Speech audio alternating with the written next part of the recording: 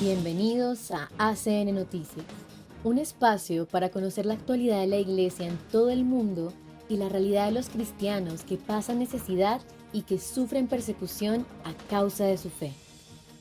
Escucharemos 3 historias que nos develan la realidad de la Iglesia en diferentes lugares del mundo.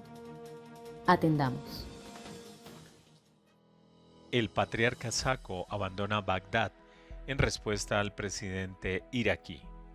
Su eminencia, el cardenal Luis Rafael Sako, patriarca y líder de la Iglesia Caldea, ha anunciado públicamente su decisión de retirarse de la sede patriarcal en Bagdad e ir desde donde está actualmente en Estambul en misión eclesiástica a uno de los monasterios del Kurdistán iraquí.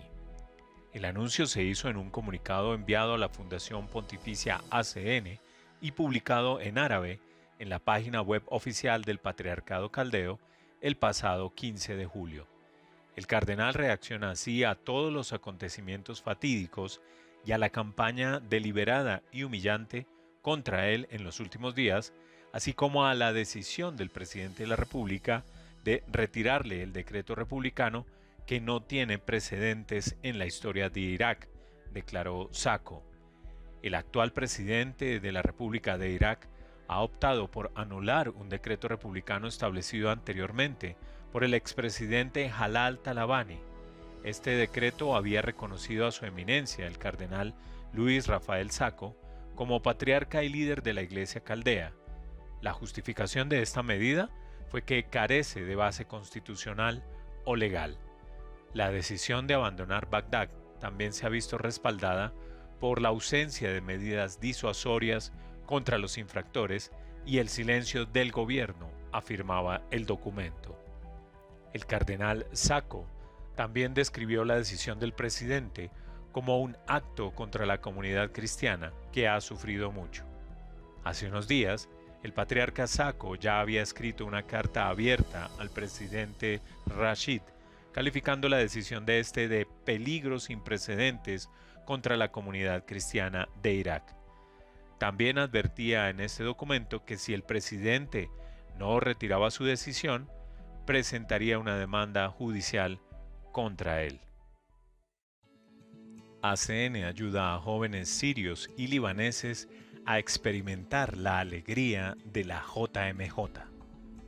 Dadas las dificultades económicas y logísticas que hacen casi imposible para la mayoría de los cristianos libaneses y sirios acudir a la JMJ, Jornada Mundial de la Juventud, en Lisboa, se prevén iniciativas locales para ofrecer a estos jóvenes una experiencia lo más similar posible.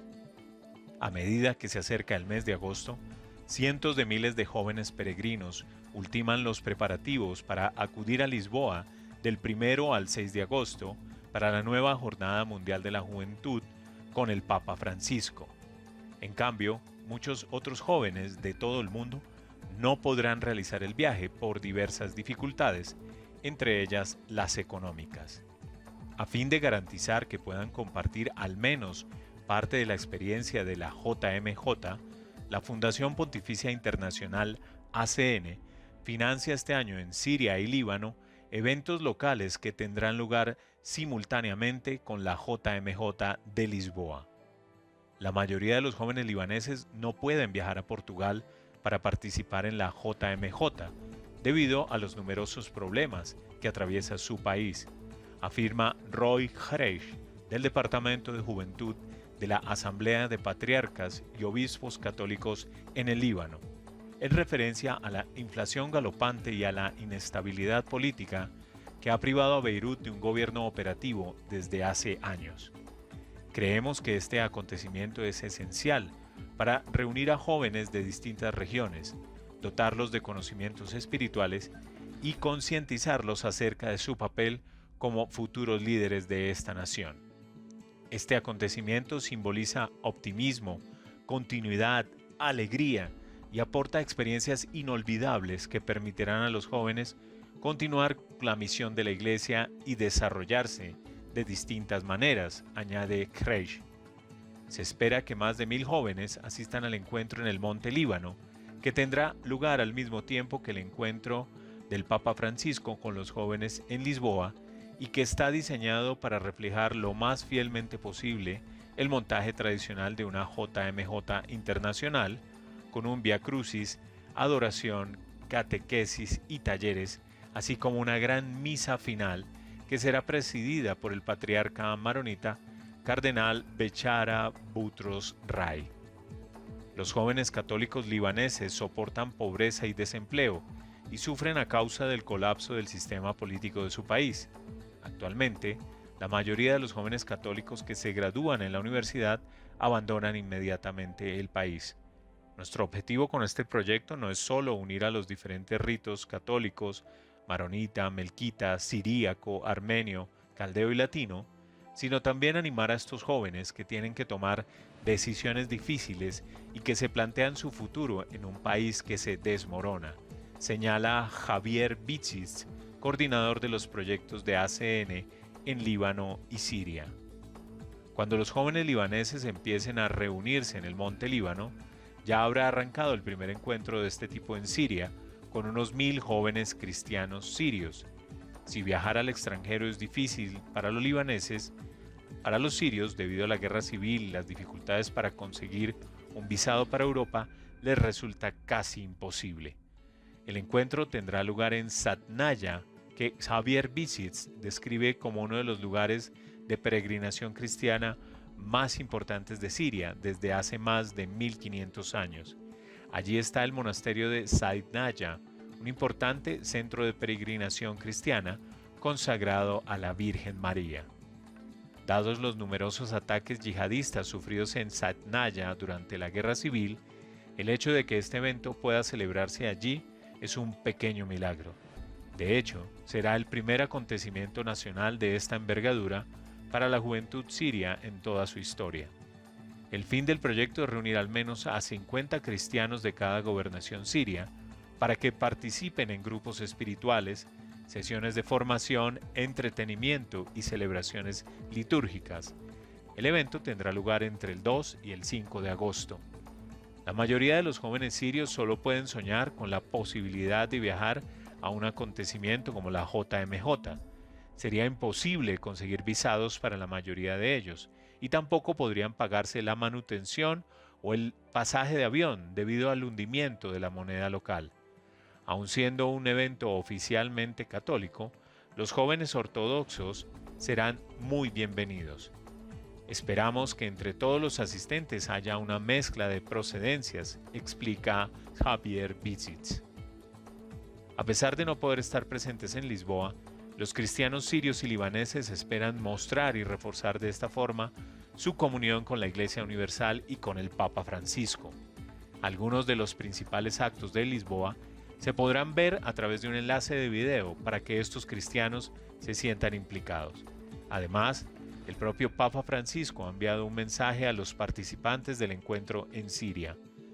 El Santo Padre alienta a los jóvenes cristianos a recordar que Jesús está a su lado y que toda la iglesia está cerca de ustedes, rezando con y por ustedes y amándolos con su esperanza, valentía y solidaridad. Ustedes revivirán sus iglesias, reconstruirán su país y restaurarán la paz y la tranquilidad, dijo el pontífice. Al apoyar estos actos, ACN cumple su objetivo declarado de invertir más en iniciativas dirigidas a los jóvenes de Oriente Próximo, para fortalecer su fe y animarlos a permanecer, a pesar de las dificultades, en sus países de origen, para dar continuidad a la presencia cristiana en la región. India. La violencia anticristiana sigue causando estragos en Manipur. Dirigentes del Partido Nacionalista Hindú empiezan a acusar al partido Bharatiya Janata Party, BJP, de complicidad en lo que se ha convertido en un ataque generalizado contra los cristianos. ACN sigue observando de cerca la situación.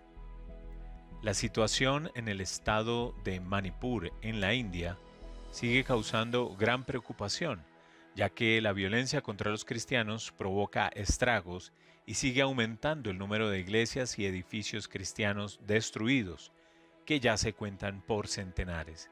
El cardenal Oswald Gracias, arzobispo de Bombay, publicó una breve nota el pasado 9 de julio en la que explicaba que la situación está causando ansiedad a todos y sufrimiento a la gente de la zona, y aseguraba que el episcopado de la India está en comunión con la diócesis local de Imphal, tratando de encontrar formas de ayudar. Fuentes locales han culpado al partido nacionalista hindú Bharatiya Janata Party, BJP, que tiene una plataforma muy nacionalista, de avivar la violencia. Esta teoría cobró más peso con la dimisión, el 13 de julio pasado, del vicepresidente del partido en Mizoram, estado vecino de Manipur. En su carta de dimisión, R. Bamramchwanga afirmaba que, a pesar de que los militantes ya habían quemado 357 templos cristianos y edificios pertenecientes a diferentes iglesias, los dirigentes de los gobiernos local y central en manos del BJP aún no habían condenado estas acciones. Por lo tanto, creo que la demolición masiva de iglesias cristianas en Manipur contó con el apoyo de las autoridades estatales y centrales, declaró el político. La Fundación Internacional ACN ha seguido de cerca los acontecimientos en Manipur y ha recibido información de fuentes locales. Lo que comenzó como una petición del grupo Meitei para ser registrado en la lista de grupos desfavorecidos con acceso a prestaciones reservadas a los mismos, Scheduled Tribal List, se convirtió rápidamente en ataques contra las tribus cristianas de las colinas, los Kuki y los Naga. Los violentos ataques de grupos militantes de Meitei provocaron la quema de aldeas enteras, la muerte de más de un centenar de inocentes civiles Kuki y la destrucción de iglesias católicas y protestantes, muchas de ellas pertenecientes a cristianos Meiteis. Esto se puede describir como una persecución abierta contra los cristianos. Dos ejemplos que han llegado a ACN y detallan la destrucción de propiedades de la iglesia muestran claramente la metodología y las intenciones de los atacantes. Parroquia de San Pablo. El 3 de mayo, según un informe de la diócesis de Imphal recibido por ACN, varios activistas Meitei entraron en la parroquia y en el Centro de Formación Pastoral de San Pablo, ubicado en Sangai Pro, que atiende a personas de diversas comunidades étnicas. En la noche llegó una turba que empezó a destrozar y destruir la iglesia y las propiedades que había en ella. Destrozaron los cristales de las ventanas, las puertas, el interior de la iglesia, las estatuas, los crucifijos, el equipo de sonido, los instrumentos musicales y todo lo que había en el templo, y prendieron fuego al altar, relata el documento. Las 46 personas que viven en las instalaciones fueron tomadas por la fuerza y obligadas a presentar pruebas de identidad para asegurarse de que no había cookies entre ellas. Tras comprobar su identidad, prendieron fuego a una motocicleta y se marcharon. El incendio de la iglesia fue controlado, dice el informe. Los cristianos del lugar creyeron que se habían librado de lo peor, pero el grupo regresó ese mismo día 2 veces para pedirles pruebas de identidad y asegurarse de que no había cookies entre ellos. El 4 de mayo llegó de nuevo la turba. Pidieron a los residentes que se identificaran. Tras comprobarlo varias veces, se marcharon sin encontrar a las personas que aparentemente buscaban. Sin embargo, pasado el mediodía entraron en la iglesia, recogieron las pipetas de gas de la cocina del centro pastoral y tras amontonar todos los bancos y objetos de valor, destrozaron, saquearon y quemaron tanto la iglesia como el edificio del centro de formación pastoral, causando la casi total destrucción de la propiedad sin perdonar ni siquiera al ganado y otros animales. Según el informe recibido por ACN, durante todo este tiempo no se proporcionó cobertura de seguridad, a pesar de los repetidos intentos de contactar a la policía en los números de emergencia. Parroquia del Santo Redentor. La destrucción de bienes de la iglesia en la Parroquia del Santo Redentor en Kanchipur es otro ejemplo de cómo las fuerzas de seguridad fracasaron en su deber de proteger a los inocentes durante las protestas en Manipur. En la noche del 3 de mayo, un grupo de personas no identificadas armadas con barras de hierro y palos, llegaron a la parroquia y arremetieron con fuerza contra las puertas de entrada.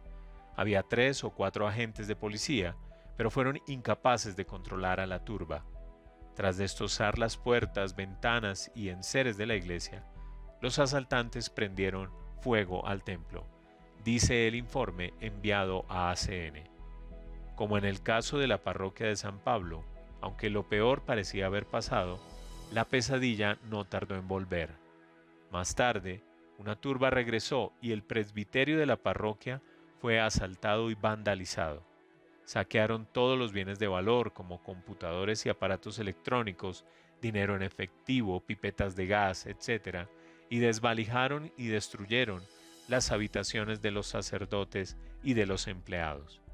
A la mañana siguiente, antes de que saliera el sol, los asaltantes volvieron 2 veces más, amenazaron al personal que trabaja en la parroquia, rompieron ventanas y saquearon el auditorio y las aulas antes de prender fuego a la residencia, donde se alojan estudiantes sin medios económicos. También entraron en el convento de Betania y se llevaron todos los objetos de valor, incluidos computadores y dinero en efectivo. ACN, que sigue acompañando la situación de cerca, pide oraciones por las víctimas de la violencia.